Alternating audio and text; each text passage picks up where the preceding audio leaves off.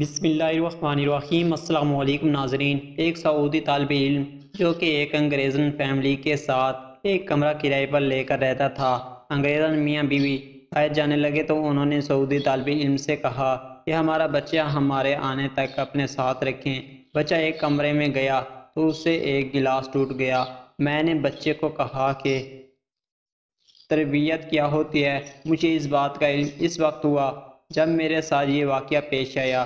یہ ایک سعودی طالب علم جو کہ حصول تعلیم کے لیے برطانیہ میں مقیم تھا، وہ طالب علم بیان کرتا ہے کہ مجھے ایک ایسی انگریزن فیملی کے ساتھ ایک کمرہ کرائے پر لے کر رہنے کا اتفاق ہوا جو ایک میاں بیوی اور ایک چھوٹے بچے پر مشتمل تھی۔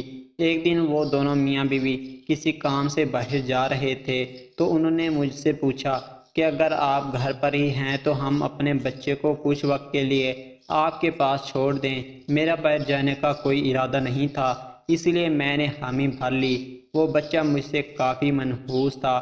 کچھ دیر کھیلنے کے بعد وہ مجھ سے اجازت لے کر کچن میں گیا اور تھوڑی ہی دیر بعد مجھے کسی برتن کے ٹوٹنے کی آواز آئی اور ساتھ ہی بچے کے چیخ سنائی دی۔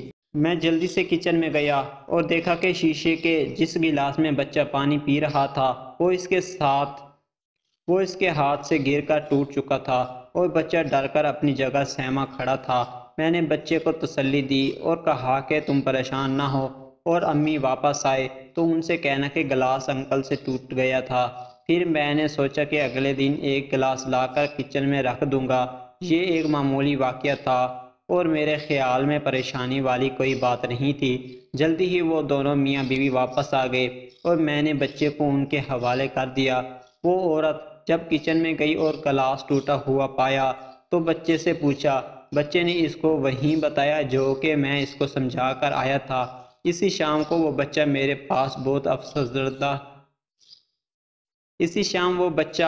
پاس بہت افسردہ حالت میں آیا اور مجھے کہا کہ انکل میں نے امی کو سچ بتا دیا ہے کہ وہ گلاس آپ نے نہیں بلکہ میں نے توڑا ہے۔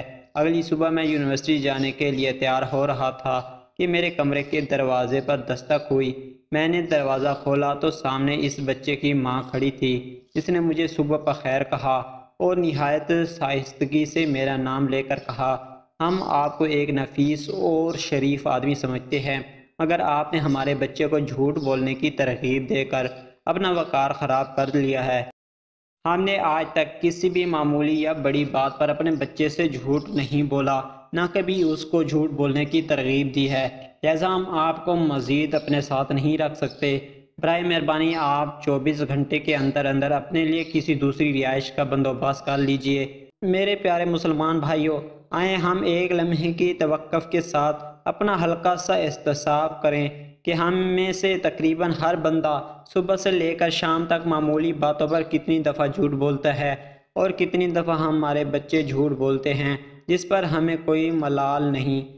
اللہ ہمارے حال پر رحم فرمائے اور ہمیں ہر حال میں سچ بولنے کی توفیق عطا فرمائے، آمین۔